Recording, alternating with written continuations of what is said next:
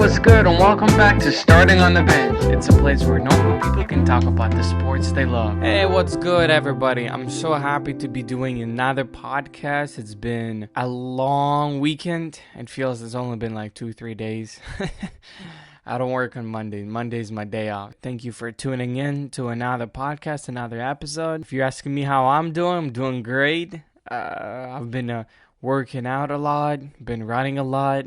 Some of you know that I'm doing this Garmin challenge. It's a 100-mile challenge. So I'm at 52.4 miles right now, and I got 14 days left and less than 50 miles to go, which is, it's not that complicated. It's still possible. I'm still able to manage the rest of it. So some of you know that there's this phrase that I've been saying in the past 15 days. It's just been recent, but I need to win in 2020. And some of you know what's going on, what's the meaning behind it. Some of you don't, so I'm just going to explain it to you. So I need to win in 2020 because there's been a lot of things happening in 2020 in the world, in my personal life, in my family's life, and then all of a sudden I realized, like, you know what? I need something crazy enough to do so. And I've been excited, about this. Well, not really excited. I've been dreading to do it. And then like on at the end of May, I got the notification that this challenge is happening, and all of a sudden, I'm like, you know what? I need a win in 2020. I need to start my mid 2020 with a win. Yeah, it's been fun. My legs hurt. I've been stretching a lot. I've been really investing in not just nutrition, because I've been doing that for a while.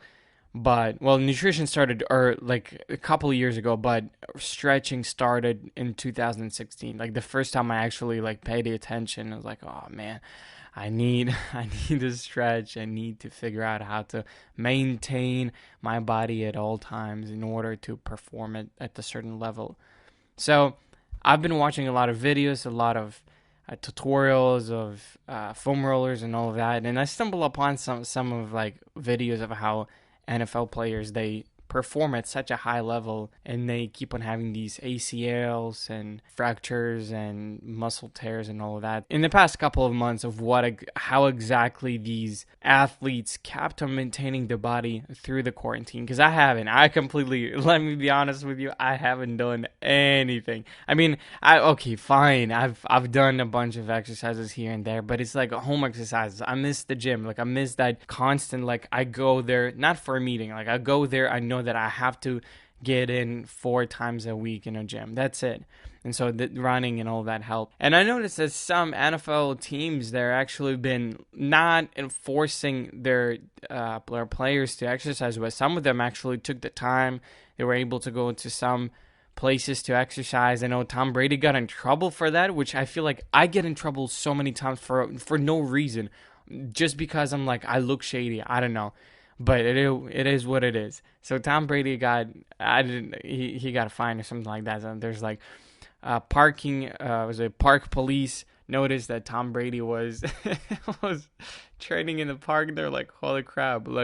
Hey, I know that you're Tom Brady, but you gotta go home. You're not allowed to be here. Which was so funny because it's if he was in Boston training in one of the parks, everybody's like, "You go, Tommy. You go, do it." That's my Boston accent. Anyway. So I was looking at how each team was preparing for a comeback. And right now, I know that coaches are allowed to enter the facilities, but not the players.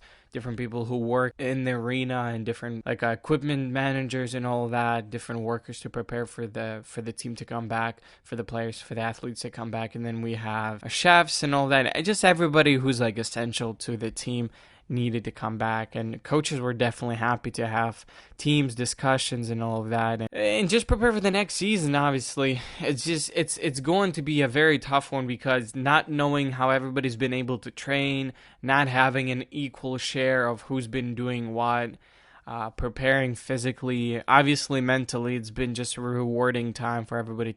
Zeke, actually, the running back for the Dallas Cowboys, which I'm a fan of, he was tested positive for coronavirus. So it's still a thing. It's still happening. And nobody canceled quarantine, so we keep on protecting ourselves. We have to keep on protecting ourselves, wearing masks. So I hope you're staying safe. But Zeke tested positive, so I'm not really sure how things are going to be for him, if it's going to affect his ability to play in the next season. So we'll see. I know the playoffs is going to be down the line. It's usually like a December and January, but if they might start the season late, so let's say at the end of September, beginning of November, something like that, we would have to postpone Super Bowl Sunday. So it might not be in the first Sunday of February. It might be like first week of March or something like that. We're not really sure. There's no specific information that leans towards that, but we have to keep an eye on it and make sure that all teams are ready to compete in the beginning of September. Obviously, this whole corona situation spiked. I know that NBA players have been suffering with that, but I haven't heard a lot of information, a lot of news about NFL getting so many players getting positive on corona. So this might spike something, but we're not really sure. So stay tuned to hear more about it, or follow us on Instagram because we'll be posting there. I've been trying to figure out how to approach this topic because I really want to talk about what are the teams that I think will come out of their division and into the playoffs and to the Super Bowl. So I haven't really thought or drawn a week by week of who's going to be winning what, but I'm just going to talk about how I think who's going to get out of their division. Now, I know that this is very interesting. Some of them are super easy to guess because I feel like with the recent drafts and different transitions and contracts and free agency, it has been easy to guess who's going to win. But at the same time, some of them were very challenging, not to guess, but like to know for sure that they will give their best. So I know with AFC North, we got Baltimore Ravens, we got Bengals, Browns, and the Steelers. And now it's been complicated to guess based on the last year and the draft. So I'd still go with Baltimore Ravens being the number one, and I'm gonna go with the Steelers getting off that AFC North. So Baltimore and Steelers are gonna bring the heat. I know AFC East, we got Bills, we got Dolphins, Patriots, and Jets. Now a lot of people say that the Patriots are gonna what's the word I'm looking for? Like they're gonna stink their season, deflate. They're gonna deflate their season. Nah, fam. They're gonna. Oh, I can't remember. But anyway, they're gonna lose a bunch of games so that they can get Trevor Lawrence or something like that, who's most likely gonna be number one pick for NFL draft next year. I don't think they're gonna do that just because I don't think that Bill Belichick is that kind of person. He's gonna try his best to be the best. So it's gonna be. You gotta know the character behind Bill Belichick. Now, I don't know him personally, so this is just we're starting on the bench, But he's the type of a person that I think he's like, I don't need new players. I can just draft like a janitor from some kind of local high school, and then he's gonna be a 6-time world champion. Honestly, I think it's gonna be Dolphins and the Patriots who will get out of AFC East. These teams I think that they're going to be doing something spectacular. So AFC South, we got Houston, we got Colts, we got Jaguars, and then the Titans. Now, if you remember last season, I was like, Titans are not going to do it just because they're not at that caliber. But then I realized that all Titans been doing is just running the ball. So King Henry delivered. I mean, huge D delivered those W's. So I think that out of that, I think the Colts and the Titans are gonna get out of AFC South. That's my prediction, and I'm positive it's gonna happen. So quote me on that. Trust me, you have to trust me. I don't know if you're gonna bet on it because I'm gonna get a few bets, but other than that, you have to trust me. AFC West, we got Broncos, Chiefs, Chargers, and Raiders. Now, do I have to say it? Do I have to be vocal about it? Do you trust me with that? Do you trust me that despite the injuries that will happen, I think the Broncos and the Chiefs are gonna get out. I heard a few things. I was listening to some of the information, some of the news that Broncos are doing their best to come back to those glorious days, and we'll see. They got a fresh meat, a quarterback who's been there for a couple of years now, so it's gonna be. We'll see what's gonna happen. I think the Broncos and the Chiefs are. Here's the thing. I'm curious to see how far the Chiefs will go. I'm not really sure if they're going to be a Super Bowl material next year. I know, obviously, majority of the team is going to be on my fantasy football. But I think that the Broncos and the Chiefs are going to at least a divisional. I'm sorry, not at least a divisional. A conference final. I think that the Chiefs are going to be in the conference finals. NFC North, we got Chicago Bears, Detroit Lions, Green Bay Packers, and Vikings. This is a tough one for me to choose. Obviously, I want to say the Green Bay Packers, but again, whenever they drafted a quarterback in the first round, I'm not really sure how that's going to settle with the team, especially with our GOAT, Aaron Rodgers. It will be interesting to watch the first couple of games to see how they're going to set the pace for their season. Obviously, the Lions will be so complicated to battle, so complicated to figure out who's going to be what, doing how. I hope you stay tuned. I will be in the next couple of days, I'll be posting on Instagram and figuring out who's going to be what. I think that it's going to be the Vikings, and I probably will regret saying this, but the Vikings and the Lions. Am I the one? The Vikings and the Bears. The Vikings and the Bears, I think they will. No, that's not true. The Vikings and the Packers. It has to be. Like, maybe I just have so much faith in Nick Foles of getting out of the divisional and into the playoffs. So we'll see. NFC East: Dallas Cowboys, New York Giants, the Eagles, the Redskins. Whoa! Again, this is my division. The Cowboys is my team. So it's gonna be so tough. It's gonna be so tough not to trust the rest of the teams. But again, I don't know why. New York Giants used to piss me off so bad, but I do have faith in them. But at the same time, I just give me a break, man. Give me a break. I think the Eagles are gonna. I don't know, man. Cowboys are not gonna do it, obviously. I hope they will, but there's so much of just nonsense going around, and I feel like the front office knows what they're talking about, but they're not willing to tell the rest of the team or to the news we got things under control. There's just so much chaos of going between Dak not being signed right now, Andy Dalton being signed early, so he's got his money. Was it $9 million contract per year, $9 million for a year, something like that? And then the Eagles, it's gonna be tough for the Eagles, but who knows? I need another month or two to figure out who's gonna be doing what. So, but I think that it's gonna be either the Giants or the Redskins.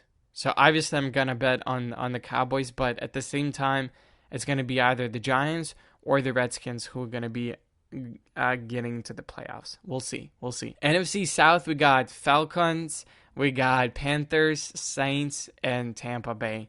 I talked to my friend about this. I talked to some people about this, and I guarantee you, I have a feeling. Let's just get this out of the way, right? Falcons, not a chance. Not a chance. I'm sorry. The Panthers, they're gonna have a figure-out season without Cam Newton and their head coach Rivera, who's been fired. The Saints, with the whole Twitter interviews and all of that, it's going to be tough. It's going to be tough to come back to how they were last year. So it leaves a perfect position for Tampa Bay to get into the playoffs. It makes zero sense for them not to be. They got so many power horses. They're trying to figure out the defense. That's why the facility, I'm following them on Instagram. So the facility's finally open to coaches and assistant coaches and all that. So they're finally able to get into the playoffs in the past. When were they, by the way? When were they in the playoffs? I'll be curious to research that, to look into that. By look into that, I mean, I'm just gonna Google it and find out.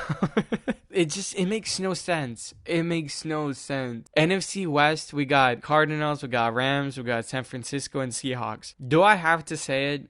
This is the easiest to guess. I mean, Seahawks and 49ers. That's it. That's all we have. It's just so hard for me to talk about NFL right now because which teams are gonna be in the playoffs.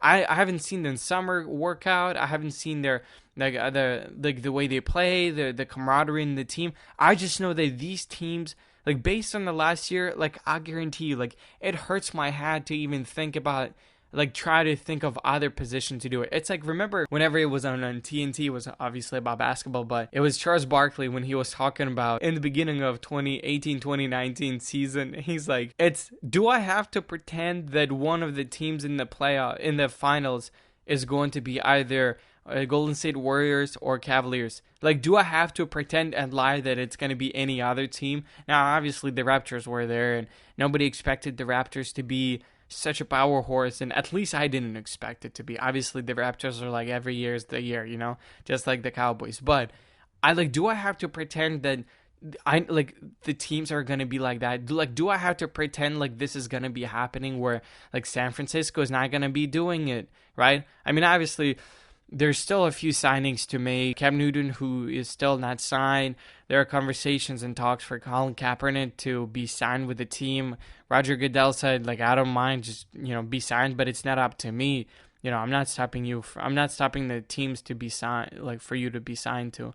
And they have to decide if you fit in them. So it's going to be a whole conversation about it. Speaking of Colin Kaepernick and all of that, it all comes back to if the players want to play. If we know that right now we've had this conversation about coronavirus dictating the calendar, the social and injustice, the racial problems that the United States face. And I just want to share something that I've heard recently from Stephen A. Smith. Now, if you've been following this podcast for a while now, you know that we don't necessarily enjoy listening to Stephen A. Smith because the guy talks a lot of trash. Him and Skip Bailey, those two, I want to understand what's going on with them, and I think that they're just there to create smoke.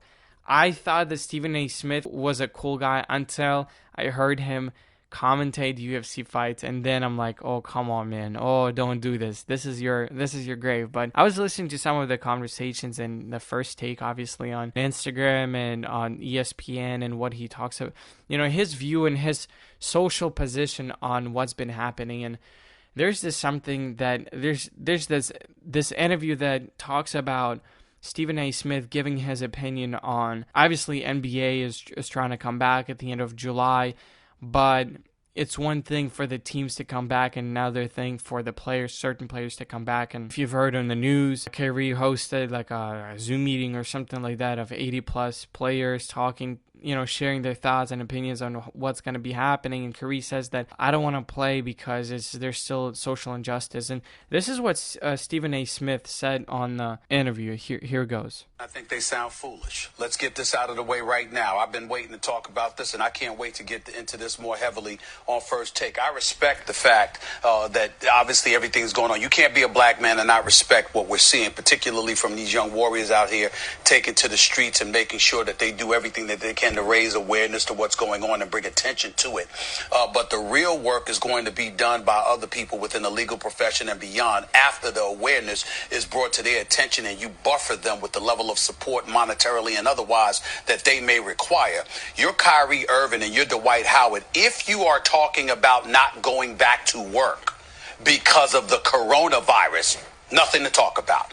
Everybody has the right to feel the way that they feel in terms of their own individual health, the health of their loved ones, who they're going to be near, all of that stuff. That is a separate subject.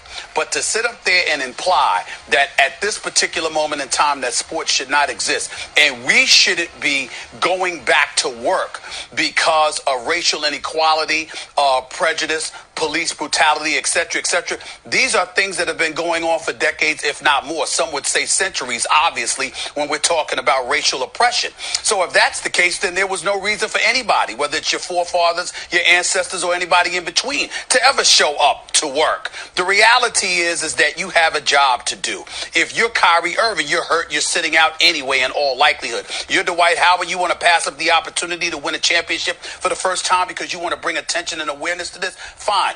I don't recall Adam Silver, the commissioner of the National Basketball Association, or anybody in the world of sports at this particular moment in time prohibiting or trying to deny or stop players from putting forth their due diligence to bring attention to the issues that have ravaged our society and has been ravaging our society. So to use that as an excuse not to show up to work, and I don't mean excuse as if they're looking for an excuse. I'm sure that their feelings are sincere and heartfelt. That's not what I'm saying here. What I'm saying is that's no reason not to show up to work. The fact that racial oppression has existed, it's going to exist after this summer. It's going to exist next year. It's going to exist the year after, a year from now, 10 years from now, 20 years from now. Anybody in our society that thinks this thing is going to be completely eradicated is fooling themselves. You're always going to have to deal with these things. So that is not an excuse not to show up to work, to do your job. You can fight the fight while still showing up to work. And that's why I think that Kyrie Irving and Dwight Howard are a bit ill-informed. That's basically what he was saying, is that if you feel like you do not want to do it, then don't. If you do not want to show up to the games and get the championship, it's totally fine. And I was listening to Adam Silver, who was talking about if some of the players do not want to show up because of the health reasons and all of that, then you're totally fine. There are bench players, there are bench players who want to participate in the game, and obviously, some people say that 2020 has to have an asterisk next to it, saying that it wasn't even field. Too many things happened in 2020, and I'm not a person who would want to do that. I don't want to say that 2020 was an excuse and whoever got the championship didn't really deserve, because it's just not fair. It's not fair to the team who will actually win, which I think that I think the Lakers have a huge advantage in getting that championship. So I think that once, Dwight Howard would be like, well, I don't want to play, but I can still get the ring, because I'm on the team. So it's still going to be going on for the next a month and a half, because that's when, at the end of June, the team, the players will be able to get into the facilities to train, and then they'll be able to fly in mid-July to the Disneyland to make sure that everything's prepared for them. They'll get the 2 weeks of quarantine, and then they'll be able to play at the end of July. I just want to hear other opinions of what do you think is going to happen? Obviously on one side you got Stephen A. Smith saying that don't use that as an excuse. You have your job to do. You have a platform that you can use, and LeBron James said that I'm not going to sit out. I'm going to play. This is my job. This is something that I want to do. But other people like Kyrie, who's hurt, who's not, I think he's still not playing. And so he's not gonna be playing because he feels like obviously Corona, but it's the same time he wants to prove that this is injustice and things need to be placed in a specific order. So yeah, I don't think there's no way that NBA will cancel this season because they worked so hard to do it. And this is not just about the players. This is about people who arenas, who work in the arenas, who prepare different things, who their jobs depend on the season, and they want NBA to be back. They want their lives to be back. At this point, 2020 is so messed up that they just need jobs back. They just need their paychecks. Obviously, there's a little bit about the money, but I'm curious because I'm not in that field. I don't live there, so I'm not really sure what's going on. This is what I'm questioning. Is will NBA, what is it all about? At the end of the day, what is this sport about? I pass this question on to you. What do you think? What do you think is going to happen in a month and a half? And I'd love to hear your opinion. You can follow us on Spotify, Apple Music, wherever you get your podcast, and on Instagram at Starting on the Bench. So I would like to hear your opinion. Well, I think that's been it for today. Hope you're staying healthy and well. Make sure you drink lots of water and go work out. All right? See you in the next one. All right. Peace.